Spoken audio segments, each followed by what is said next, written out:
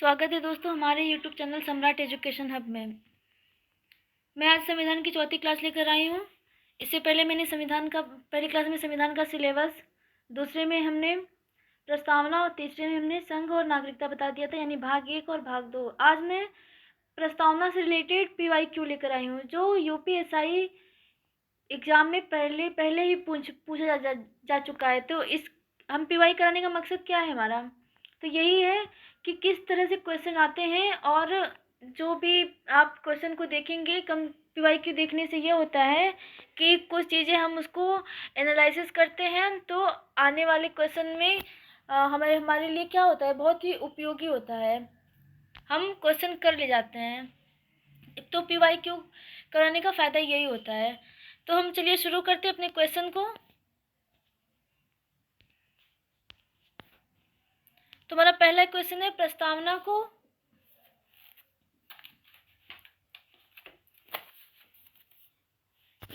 को संविधान की राजनीतिक कुंडली के रूप में किसने वर्णित किया है? तो ऑप्शन ए है KM मुंशी ने, option B N Madhav Rao, option C BR Ambedkar और डी अल्लादी कृष्ण स्वामी अय्यर। तो क्या होगा ऑप्शन होगा KM मुंशी। KM मुंशी। तो KM मुंशी का पूरा नाम है कन्हैया मणिकलाल मुंशी।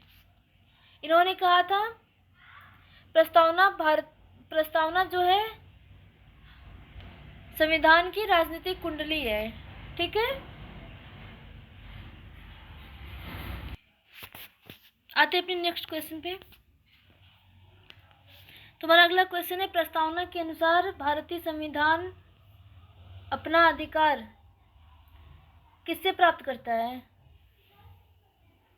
तो प्रस्तावना के अनुसार जो है भारतीय संविधान अपना अधिकार किससे प्राप्त करता है? तो ऑप्शन ए है the people of India, parliament of India, British constitution, supreme court of India, यानी भारत की जनता द्वारा, भारतीय संसद द्वारा, ब्रिटिश संविधान द्वारा, या भारत का उच्चतम न्यायालय द्वारा। तो क्या होगा?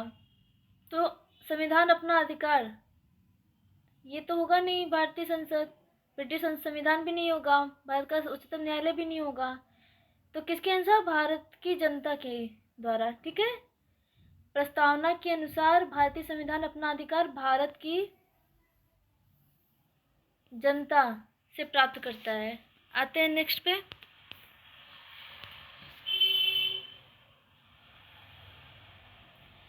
तो हमारा नेक्स्ट क्वेश्चन है, किस अंग्रेजी राजनीतिक वैज्ञानिक ने उद्देशिका को भारतीय संविधान की कुंजी यानी कीनोट कहा था?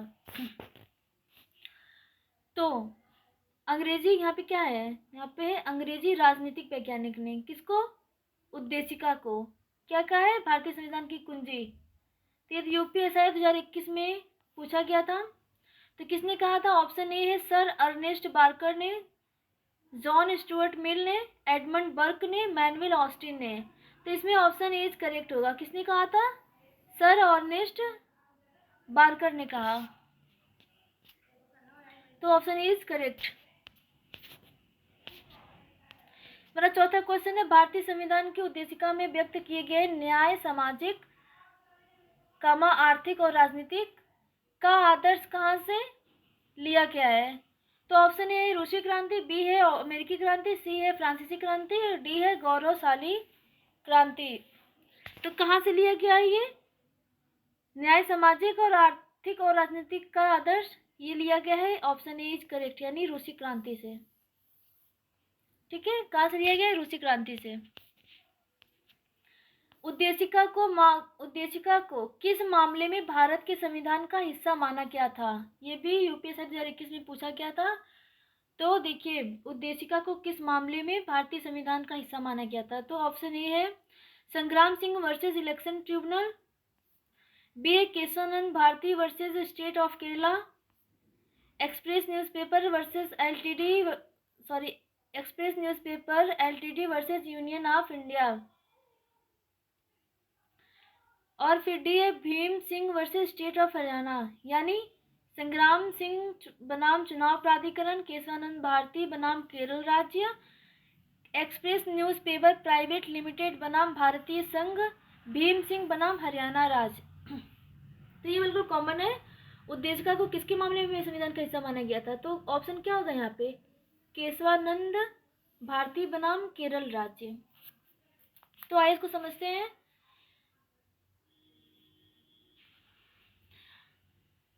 प्रस्तावना संविधान का अंग है अर्थात संशोधनीय है। तो आर्टिकल 368 किसमें? आर्टिकल 368 जो है कि जो आया था केशवानंद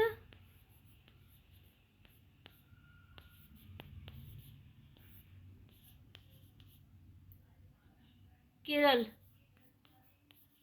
कब आया था? 1973 में।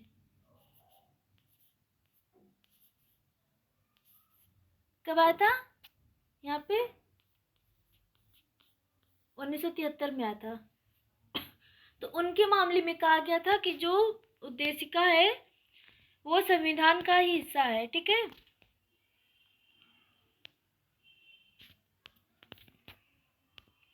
फिर आता है छठा क्वेश्चन। 13 दिसंबर 1946 को संविधान सभा में ऐतिहासिक उद्देश्य संकल्प को किसने रखा था? ऑप्शन ए है जवाहरलाल नेहरू, एम.एन. रॉय, सरदार वल्लभ भाई पटेल और महात्मा गांधी। तो क्या है? 13 दिसंबर 1946 को किसके उद्देश्य संकल्प को किसने रखा था? ऐतिहासिक उद्देश्य संकल्प किसने रखा था? तो पंडित जवाहरलाल नेहरू ने। तो 13 दिसंबर 1946 को पीटी नेहरू की अनुशंसा पर प्रस्तावना को सर्वसम्मति से संविधान सभा के द्वारा 22 जनवरी 1947 को स्वीकार कर लिया गया था। तो ये उद्देश्य संकल्प किसने रखा था? तो पीटी नेहरू जी ने रखा था। ठीक है। स्वीकार कब किया गया था इसको? 22 जनवरी 1947 को।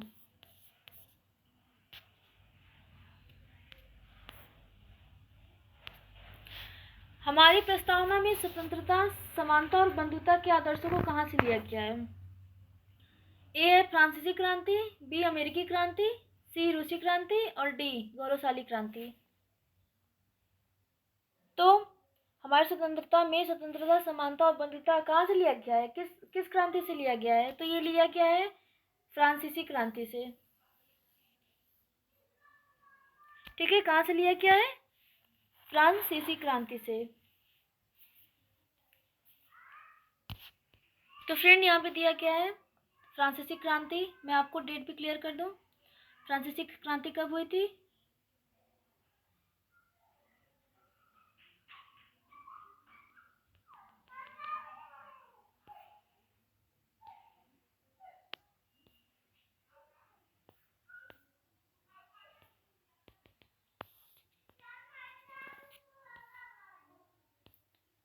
एक मिनट।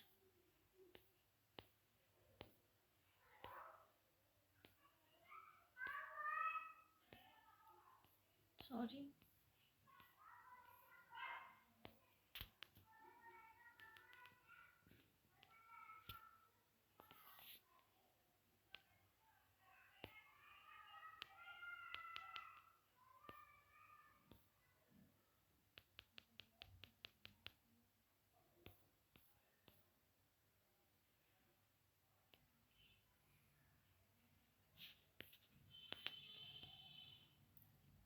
सॉरी, बस थोड़ा सा एरर हो गया था।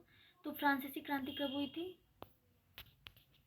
फ्रांसीसी क्रांति हुई थी 14 जुलाई 1789 में। ठीक है। और इसी फ्रांसीसी क्रांति से क्या लिया गया था? हमारा प्रस्तावना में स्वतंत्रता, समानता और बंधुता लिया गया था। फिर आती है अमेरिकी क्रांति। तो अमेरिकी क्रांति कब हुई थी? तो इसकी शुरुआत हुई थी 1775 में। कब हुई थी? 1775 में। और फिर आती है हमारी रूसी क्रांति। रूसी क्रांति कब हुई थी? तो ये तो 1917 में हुई थी। 1917 में। और गौरवशाली क्रांति कब हुई थी? तो गौरवशाली क्रांति हुई थी, ये कहाँ की क्रांति है? ये इंग्लैंड की क्रांति है। तो ये 1688 में हुई थी। कब हुई थी? 1688 में। ठीक है, तो ऑप्शन ए करेक्ट होगा इसका। फ्रांसीसी क्रांति से लिया गया था।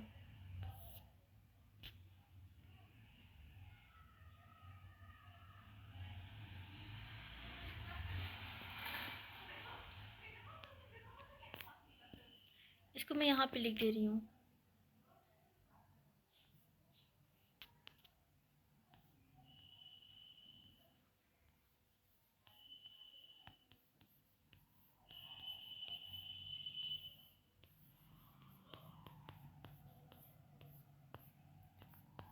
₹1789।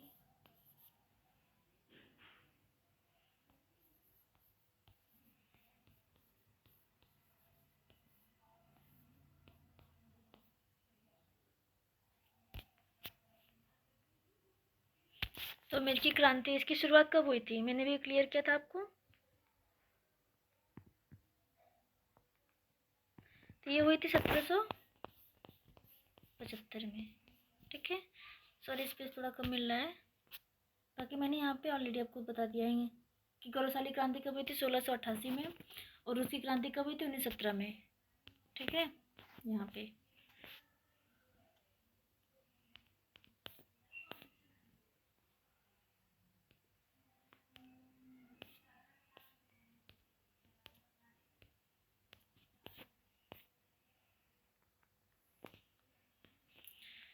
अतः फिर भारतीय संविधान की प्रस्तावना में निम्न में से किस मुख्य शब्द का उल्लेख भारत के सभी लोगों के बीच सामान्य भाईचारे की भावना को प्राप्त करने के उद्देश्य से किया गया है? तो देख सकते हैं आप, पहला ऑप्शन है समाजवाद, लोकतांत्रिक, बंधुता और न्याय। तो बिल्कुल ये कॉमन है। आप लोग पता कर सकते हैं, जो बंधुता भाईचारा है, ये जो शब्द है किसे रिलेट करता है? सामान्य भाईचारे से।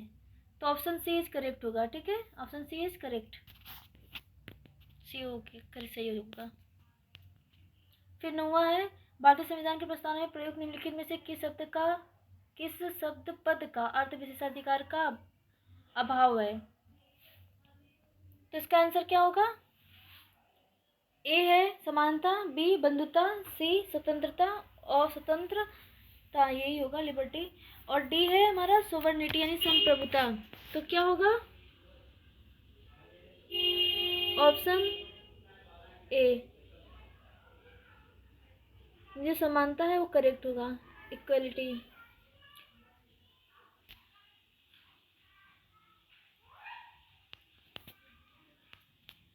दसवां है, 26 नवंबर 1949 को गृहीत मूल भारतीय संविधान की प्रस्तावना में निम्नलिखित में से किस शब्द का उल्लेख नहीं है?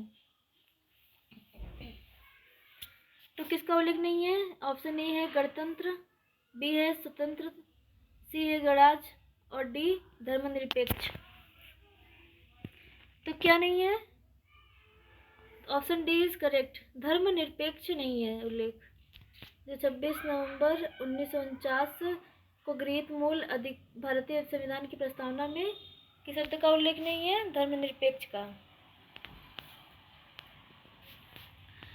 11वां है, भारतीय संविधान की उद्देशिका में अब तक कितनी बार संशोधन किया गया है?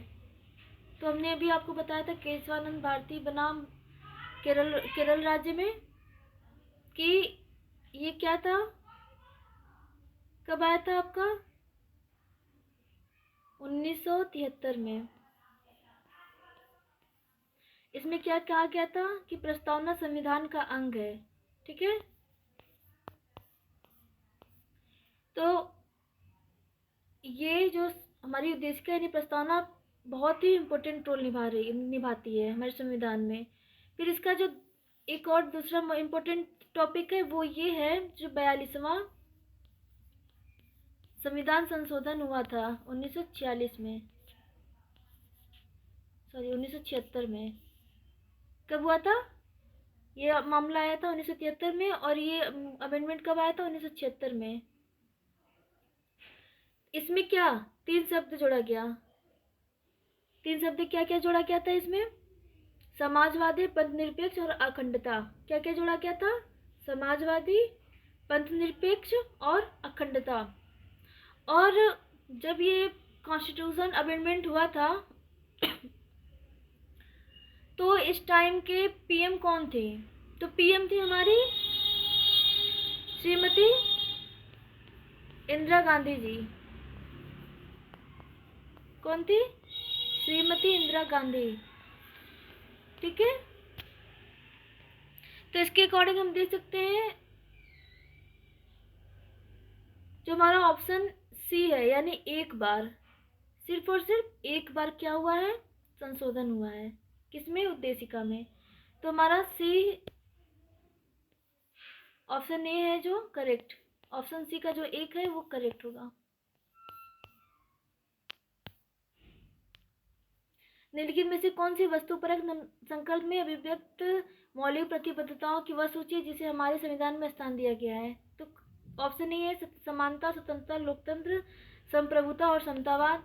ऑप्शन बी समानता, स्वतंत्रता, भ्रातृत्व, समाजवाद और संप्रभुता। ऑप्शन सी समानता, स्वतंत्रता, लोकतंत्र, संप्रभुता और एक सर्वदेशीय पहचान। ऑप्शन डी समानता, स्वतंत्रता, भ्रातृत्व, लोकतंत्र और संप्रभुता। तो देखिए बिल्कुल कॉमन है, समानता है हमारे संविधान में, स्वतंत्रता भी है, और भ्रातृत्व मतलब क्या होता है? बंधुत्व, बंधुता जिसको बोलते हैं, ये भी है। लोकतंत्र भी है, संप्रभुता है। तो बिल्कुल कॉमन है। हमारा ऑप्शन क्या हो जाएगा? हमारा ऑप्शन डी इज करेक्ट हो जाएगा। क्या हो जाएगा? डी करेक्ट हो जाएगा। फिर आता है नेक्स्ट, किस संशोधन द्वारा प्रस्ताव में संशोधन किया गया और भारत के विवरण को सार्वभौम लोकतांत्रिक गणराज्य में सार्वभौम समाजवादी धर्मनिरपेक्ष लोकतांत्रिक गणराज्य में बदल दिया गया? तो ये भी यूपीएसआई में पूछा गया था। तो कौन सा था?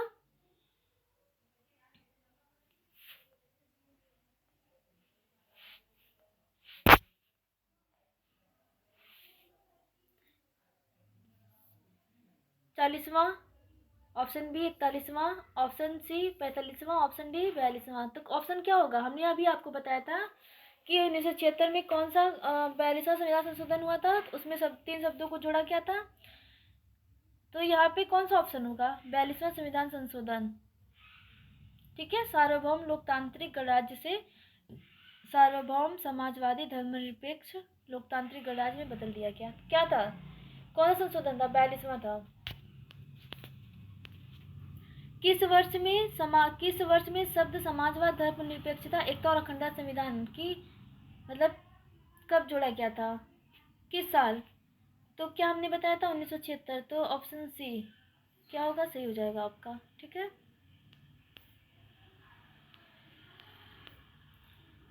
फिर आता निम्न में से किसी संविधान की कुंजी की संख्या दी गई है? किसको दी गई है? तो मौलिक अधिकार नहीं होगा, नीति निर्देशक नहीं होगा, मौलिक कर्तव्य नहीं होगा, तो क्या होगा? उद्देशिका होगा। हमने अभी भी आपको बताया था। ठीक है, संविधान की कुंजी।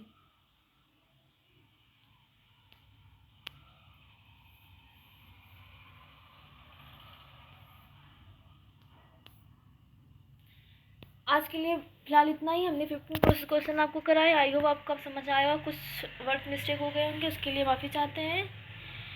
और प्लीज़ हमारे चैनल पे बने रहिएगा। हमारी लाइव क्लासेस चलती है दोपहर के 2 बजे से 3 बजे तक। मूल विधि की, पॉलिटी की चलती है 3 से 4। सॉरी, कुछ रीज़न की वजह से क्लास थोड़ा सा डिले हो गया था, इसलिए हम लाइव नहीं करा पाए थे। इसके लिए माफ़ी चाहते हैं। और हमारी मॉर्निंग की रीजनिंग और मैथ क्लास चलती है, प्लीज़ आप कंटिन्यू देखते रहिएगा। तब तक के लिए धन्यवाद। मिलते हैं नेक्स्ट पॉलिटी क्लास में, नेक्स्ट वीडियो में। और हम कराएंगे भाग 3 मौलिक अधिकार, उसमें कराएंगे क्योंकि मैं नागरिकता तक हो गया है। और जब जैसे मौलिक अधिकार कंप्लीट होगा तो हम आपको भाग 1, भाग 2, भाग 3 तीनों का पहले PYQ कराएंगे, उसके आगे ही आगे बढ़ेंगे। ठीक है, ताकि चीज़ें जैसे जैसे क्लासेस हो रही हैं वैसे वैसे PYQ और MCQ भी क्लियर होता जाए, और आपको ये पता चल जाए कि क्लास जो हम कर रहे हैं उससे क्या क्वेश्चन हमारे हो रहे हैं या नहीं हो रहे हैं, और एग्ज़ाम में किस तरह से क्वेश्चन आते हैं। ठीक है, बने रहिए तब तक के लिए हमारे चैनल पे। और प्लीज़ अगर चैनल पे हमारी वीडियो पसंद आए तो लाइक कीजिएगा, चैनल को सब्सक्राइब कर लीजिए, कमेंट करना ना भूलें। आपकी जो भी क्यूरी होगी, ये जो व्हाट्सएप पे हमारा लिंक दिख रहा है आपको, सॉरी QR कोड है ये, उसको आप स्कैन करके हमारे व्हाट्सएप ग्रुप से जुड़ सकते हैं। और लिंक आपको डिस्क्रिप्शन बॉक्स में मिल जाएगा, आप वहाँ से ले सकते हैं। हमारे ग्रुप से जुड़ने के लिए टेलीग्राम चैनल से भी जुड़ सकते हैं। तब तक के लिए धन्यवाद।